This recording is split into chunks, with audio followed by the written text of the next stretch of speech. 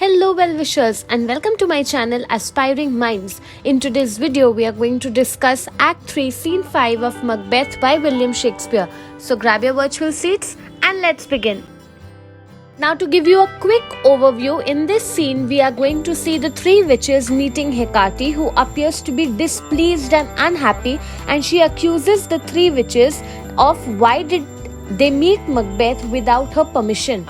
She then gets very angry with them and tells that you were not supposed to deal with Macbeth and without her guidance, and because of this she says that Macbeth actually has very selfish motives. So Hecate orders the witches to make changes and prepare for her return. That is, she instructs them to meet her at the pit of Archean in the morning. She speaks of engaging in powerful magic so that they can manipulate Macbeth further and lead him towards his ultimate downfall. As Hecate leaves, the three witches sing a haunting song signaling the end of the scene. As is always the case, the scene begins whenever there are witches with thunder and lightning. The three witches enter, meeting Hecate. The first witch asks that, "What is the matter with you, Hecate? You are looking very angry." Hecate says that, "Have I not reason enough to be angry considering whatever you have done? It is completely unacceptable. How did you dare to deal with Macbeth and through riddles instigate him to commit murders while I am your mistress? I am the one who taught you the magical spells and the secrets and how one must do harm, and you never even called me, you never even informed me about the whole scenario, and you took all the great power of our black art into your hands, and what is worse, all you have done has been only for a wayward man. That is, you revealed all our black secrets for a man who is malicious, who is full of anger, who has only got selfish motives, and he is doing whatever he is doing for his own sake. Now, considering that you all have done something wrong, go and make amends. That is, go and make the changes now, and I'm going to now, since I've come to know about the matter with Macbeth, I am going to deal with it from now on because you all have already done your part."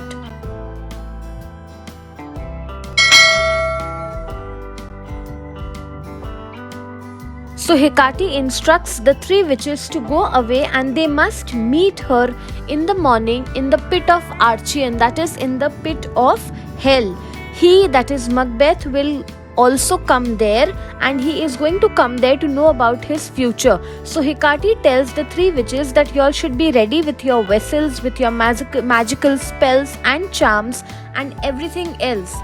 In the meantime, Hecate says that I shall fly through the air. I shall spend this night preparing a disastrous and fatal end for Macbeth, because she has not liked the fact that the three witches secretly were dealing with Macbeth without her knowledge. So now she says that, considering I have understood what kind of a person Macbeth is, I am going to spend the night onto a dismal and fatal end.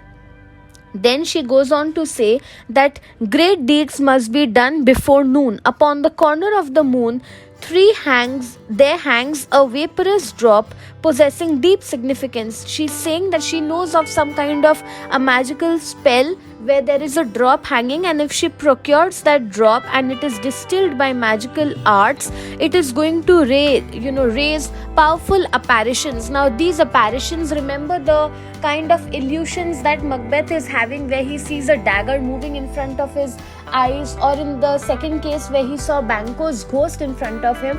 All these were apparitions and illusions, which was also the work of the supernatural and the witches. So the Hecate over here tells that I have come across a magical spell which I am going to further put to Macbeth so that his mind gets further disturbed and he meets with his fatal end. He will ignore fate. He is going to commit more murders. His wisdom, honor, fear, everything is going to be challenged by me, because he feels overconfident. He thinks that because he has got the backing of the three witches, whatever he learns from them, he can apply it into his life, and then gradually he will become the all-powerful king of Scotland, and Hecate is against this. After this, Hecate says, "Hark, I am called. My little spirit sea sits in a foggy cloud and stays for me." So she says that there's someone who is calling me now. My attendants, you, my spirits, do the work that I have told you to do, while I am going to go to the call of the spirits who are calling me. They are currently sitting in a misty cloud and are waiting for me, so I need to go there and do the job which will help me to make Macbeth move gradually towards his fatal end. After this, Hecate exits. Sing within, come away, come away. So the three witches start singing inside the cave. The first witch then says, "Come, let's make haste," that is, let's quickly hurry up and follow the instructions as given by Hecate, because the first witch says she'll soon be back again. That is, already we have got a scolding from Hecate for not informing her about how we were dealing with Macbeth, and now let's follow her instructions quickly, otherwise we are going to be punished by Hecate. After this, they exit and the scene ends over here. Now let me tell you what is the importance of this scene. First of all, in this scene we see supernatural manipulation, because the scene highlights the three witches and Hecate's ability to manipulate the events and individuals through supernatural means and black art. They exert control over Macbeth's fate, further entangling him into their web of prophecy. Secondly, we see in this scene, Hecate does not like the fact that the witches betrayed Hecate and they were disloyal to her, so she accuses them of acting independently and not following the collective goals in terms of involving Macbeth without her permission. The interaction between Hecate and the witches also reveals the power struggles that exist even within the supernatural realm. That also, even in the field of black magic, there is a kind of hierarchy which is to be followed, that system of power, the way it is exercised.